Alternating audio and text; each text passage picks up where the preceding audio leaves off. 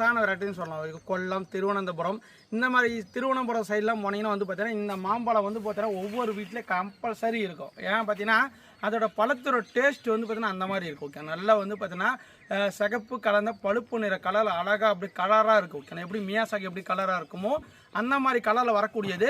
இது வந்து பார்த்தீங்கன்னா ஒரு சின்ன செடியிலே நிறையா காய்க்கும். ஓகேங்களா, நீங்கள் வந்து பார்த்தீங்கன்னா மொட்டை மாடியில் வைக்கணும், ஒரு டெரஸ் கார்டன் வைக்கணும், இல்லை ஒரு பாட்டில் ட்ரம்மில் வச்சு வளர்க்கலாம் அப்படின்னு ஆசைப்பட்டீங்கன்னா தாராளமாக நீங்கள் இந்த வெரைட்டியை சூஸ் பண்ணி வைக்கலாம். ஏன்னா பார்த்தீங்கன்னா சின்னதே நிறைய காய்க்குங்க. வருஷத்தில் வந்து பார்த்தீங்கன்னா 2 சீசன் நல்லாவே காய்ச்சிருங்க. நல்லா வந்து பார்த்தீங்கன்னா நீங்கள் சீசனே இல்லாத டைமும் பூ எடுத்து காய்கள் வைக்கும், சீசனை இறக்குறப்பையும் பூ எடுத்து காய் வைக்க வைக்கணும். அந்த மாதிரி ஒரு அற்புதமான ரகம் தான் இந்த கோட்டூர்கோணம்.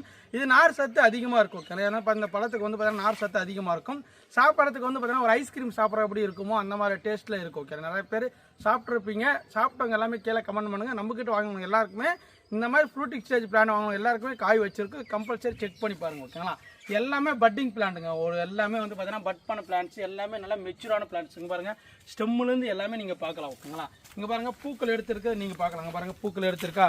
இதில் எல்லாமே வந்து பார்த்தீங்கன்னா மேங்கோ பொறுத்த வரைக்கும் பார்த்தீங்கன்னா பூ எடுத்து ஆரம்பிச்சிச்சுன்னா கண்டிப்பாக நீங்கள் தண்ணி விடுறதை கம்மி பண்ணணும். ஓகேங்களா, ஏன்னா பார்த்தீங்கன்னா பிஞ்சுகள் வந்து கொஞ்சம் பெருசான பிறகு தான் நம்ம திரும்ப தண்ணி விடணும்.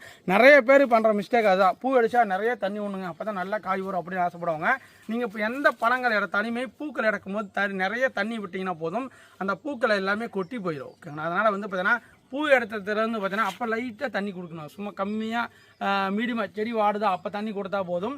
அப்போ தான் வந்து பார்த்தீங்கன்னா நமக்கு காய்கள் வந்து ஒரு சைஸ் கொஞ்சம் கொஞ்சமாக பெருக்கும். ஓகேங்களா, நீங்கள் நிறைய நீர் கொடுத்தீங்கன்னா நிறைய நீர் ஏறி அப்படியே பூக்கள் எல்லாமே கொட்டி போயிடும். இது ஒரு டிப்ஸ் நோட் பண்ணிக்காங்க. ஓகேங்களா, இந்த கோட்டூர்கோணம் மாம்பழத்தை பொறுத்த வரைக்கும் பார்த்தீங்கன்னா கலர் வந்து பார்த்தீங்கன்னா காயாக இருக்கும்போது நல்ல சிகப்பு கலரில் வருங்க. பாருங்கள், இது வந்து பார்த்தீங்கன்னா க்ரீனாக இருக்குது. இந்த பக்கம் ஃபுல்லாக வந்து பார்த்தீங்கன்னா ரெட்டு கலரில் வரும். ஓகேங்களா, இது தம்பி எப்படிப்பா நீங்கள் இந்த மாதிரி இதெல்லாம் உங்ககிட்ட மட்டும் நல்லா வருது, என்கிட்ட வந்து வளர மாட்டேங்குதுன்னா நாங்கள் லோவான மெயின்டென்ஸ் எதுவுமே பண்ணலைங்க. செடி வச்சுருந்தேன். இங்கே பாருங்கள், இதில் எவ்வளோ பூக்கள் எடுத்திருக்கு நீங்களே பாருங்கள்.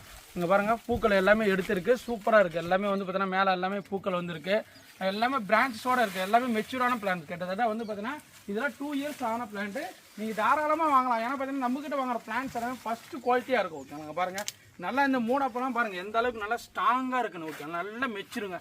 கிட்டத்தட்ட பார்த்தீங்கன்னா அவ்வளோ வளர்ந்த பிளான்ட். ஓகேங்களா, நீங்கள் வந்து ஒர்த்தான்னு கேட்டிங்கன்னா அவ்வளோ ஒர்த்தான பிளான்ட்ஸாக நாங்கள் கொடுக்குறோங்க. நல்லா பிரான்ச்சஸோடு இங்கே பாருங்கள் எல்லாமே பிரான்ச்சஸோடு இருக்குது.